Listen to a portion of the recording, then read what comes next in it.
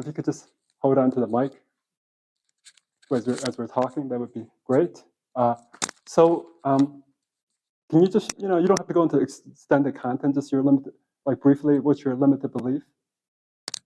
I have many, but I'll just go with not good enough. Okay. Yeah, it's turned on. So one thing I always do whenever people have a belief, check where the body's holding it. Okay? Pay attention to where the body's holding it. So just kind of internally scan, where does your body hold that response? It's held there, right? Like in this area. Okay. So this is what I always start with. I check with people where it's held. But another key point, if you're using this type of process, just understand the physical symptom is not where the energetic weakness is. The energetic weakness is where different areas of the body can hold where the physical symptom is. Okay? So the first thing I do is I'm going to start using the protocol here, and a lot of things that you'll see will come through is like how our ancestors impact our beliefs, our perceptions, and so on.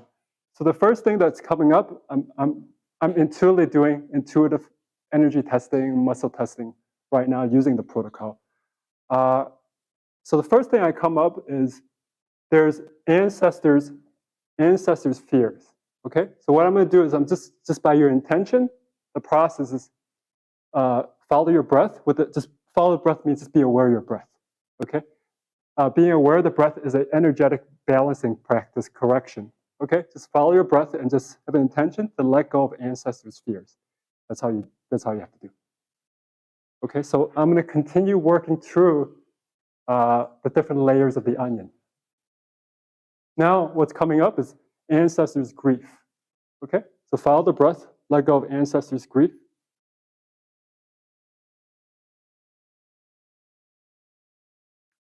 Follow the breath, let go of ancestors not feeling safe. Okay, follow the breath, let go of ancestors not feeling safe. Their conditioning made them feel not safe. So follow the breath, let that go.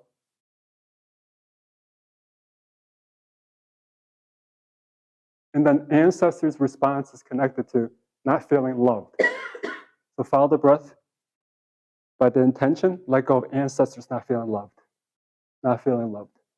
Okay? And now, when we have experiences in life, whenever there's stress, our body has a fight or flight response. And then when we have fight or flight, our bodies freeze. Okay? So I don't know if anybody was here last year. I had a little bit of accident. I got kind of bumped over by a scooter. You were maybe heard of it. So whether you have a big trauma, any time in your life, a small trauma, maybe that was a small trauma, I don't know, I went flying. But I had to go straight to a presentation right afterwards to teach a presentation. And I was okay to do the presentation, but immediately after the presentation, I can't talk to anybody because I had to process all that. So what in the West, what we're doing is that we have stress, traumas, but we never process, okay? We just deal with it by maybe getting a drink, having a cigarette, going shopping or eating. So that's why I call it the yin principle of not being balanced. So in meditation and doing all these things, it teaches you to learn that you need to take time to process, whether through your own self-care practices or through a process like this that you want to process any types of traumas. If you don't process the traumas, what's happened is that the mind will play that story, that experience over and over. And you guys all know this because NLP, teaches all that. So you want to process it, and you want to learn. A key learning is to learn to feel the pain, process, be with the pain. One of the principles I talk about in the book is being patient with your pain. Okay, instead of running away your pain, try to do your best to observe your pain instead of quickly getting a drink or quickly, try to do something distracted. Be with it. I tell my clients to if there's a nature area, forest area, if you can't meditate, take a walk in nature. Walk at the beach. Be sure to, and don't when you're walking, get on the phone and just start being chatty, because when you're chatty, you're still not feeling your feelings. Okay, be in silence and be with that feeling. Observe it. Let it process. Let it go. Because if you don't process it, then what's going to happen is that it's going to go back to the subconscious because the conscious mind forgets about it, but the wound is still there. And if the wound is still there, then later on you're going to have to process. Some people never process this stuff, and then it goes on for years and even decades. Okay, so that's why I would recommend that you do as a self-care if you resonate with that. So how does it feel at this moment? It does feel lighter. Does it feel different? Mm-hmm. Okay, so let's give it a scale of 0 to 10. Like 0 is peacefulness, 10 is the highest. What number are you at now? I feel like 5. Okay, so now I am going to do this one of the techniques here in the book. It's called the inner wound technique. Okay, and it's also simple. It's following this protocol. So the reason I put up this protocol is because some of the participants here have said your work looks like magic, and I can't seem to get it. So we actually took in the time the last few years to put everything in a protocol, put everything in manual so that you can actually take the information and then apply it for yourself, your clients. So we're going to do the inner wound technique. So same thing, but this time the process is a little different. Okay, it's just by intention. I want you to, because a lot of stuff is unconscious. You just want to feel and touch into the inner wound. You don't have to know what the story, what it is. Your subconscious will know. So just by intention, then again, follow the breath. Touch into any type of subconscious fears. And then ancestors' fears, touch into that. Touch into ancestors not feeling safe. Touch and feel into ancestors' responses connected to losing control. All right, touch and feel into that. Losing control. Not trusting ancestors, not trusting life. Okay.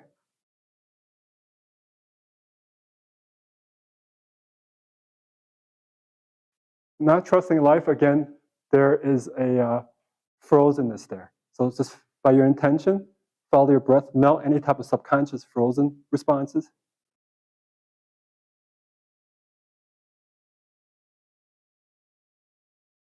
The frozen response is held in the heart. So follow the breath, let go of the subconscious response in the heart.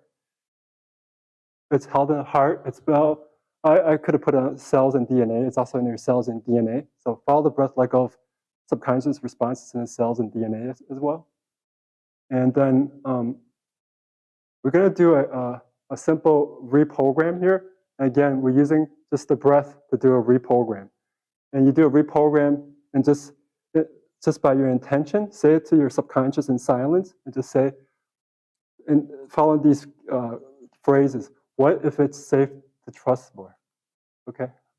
What if it's safe to trust more? Trust life more. Trust the universe more. Okay. Trust there's an intelligence more. Okay. Say that for you. Say that for your ancestors. That's part of your consciousness.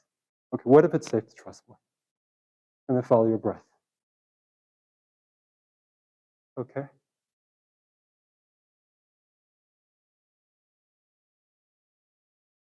Okay, so notice what happens, and notice, you said that you were at 5. What do you feel at this moment? And you'll see that when you're doing this work with your clients, I talk about like physical detoxing, okay? We have tears that could come out, body heat that could come out. We have sometimes you might have also a weird fever or whatever it is, okay? You can sleep. Some type of physical, if you notice some type of physical change, you'll see that in the East, they call it the karma is breaking. But in the West, they call it karma is conditioning. The conditioning, that strong, long-held belief is going to break. So when you experience physical changes, even though it's uncomfortable, that long-standing belief is going to start to shift. So don't get stressed out or worry that it's going to be it's a bad thing. So another thing, what if you are working with high achievers, make sure to prepare them that they are going through some discomforts as you're helping them do the belief change, or talk about that up front, that if they're okay with that. And usually they're okay with that because how many people have heard the word healing crisis? Some of you might have heard of that before, right? So a person is going through a healing crisis, there's a good chance that the practitioner did not educate them. Okay, if you educate them, then it shouldn't be a problem. Okay, you want to prepare people that they are going to go through some uncomfortable experiences, and maybe if they have a big presentation coming up or a big deal that they have to do, then maybe don't schedule an intense session right before their big project or whatever they're doing. Just find a time where they could process. That's what I would recommend if you're doing intense work for somebody. How do you feel now from Zilliton? First, I felt like it really increased. So it went from like a 5 to an 8, and it felt like squeezing. And that's when the change. Yeah. Okay. So see, this is just going to the layers of the onion. So the next layer of the onion, in the East, and one of my principles I talk about, because we're all spiritual beings, okay? And being a spiritual being, we sometimes get lost in this physical world, and we become attached to different things. Okay, money, all this success, fame, whatever we do. So the more attachments we have, the more suffering that we'll have. And these people that are successful, they're looking for more inner peace. There are great programs here teaching you how to do the business side, but the successful people come wanting more inner peace because they're suffering. So you want to help them, free them from their attachments.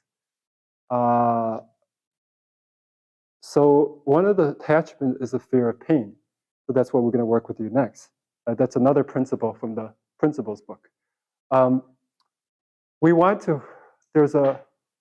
just talked about a little bit earlier, there's a term called like meditation and in the East, they call it forbearance. Forbearance, we all maybe know that word. It's just like being able to have more tolerance and endurance and patience with pain instead of just running away from it or avoiding it or just do a lot of things to cope with it, okay?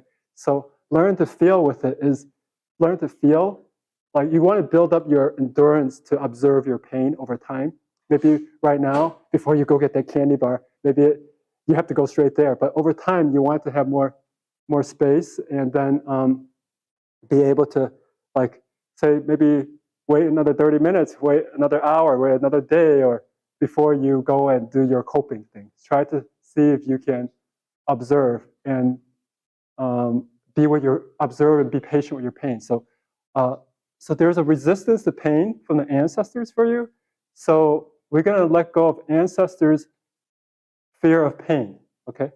So follow the breath, let go of ancestors' fear of pain. Ancestors not feeling safe with pain. Follow the breath, let go of that. And ancestors not trusting when there's pain, when pain comes up.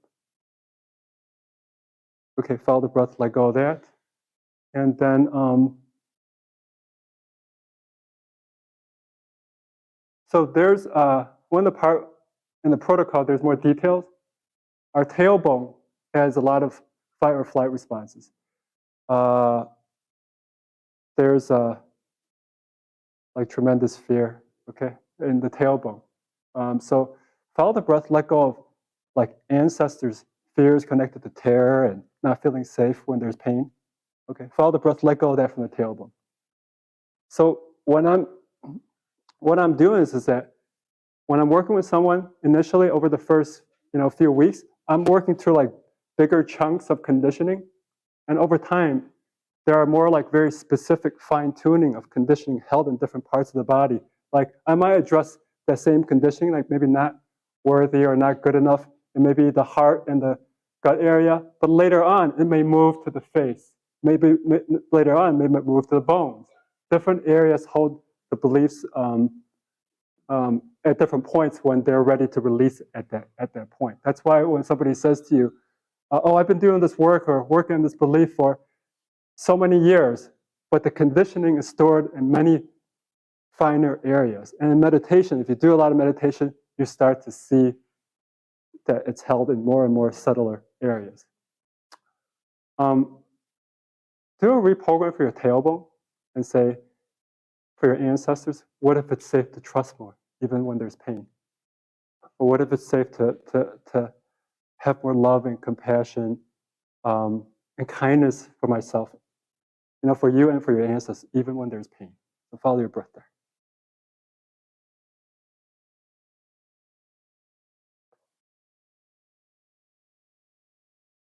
So now notice how you feel. Yeah. Yeah, it's gonna come, and it's okay, and just let it process. There's just more and more layers, and that's how this is the kind of the process of what I typically do. Okay. Yeah, thank you. Any questions so far?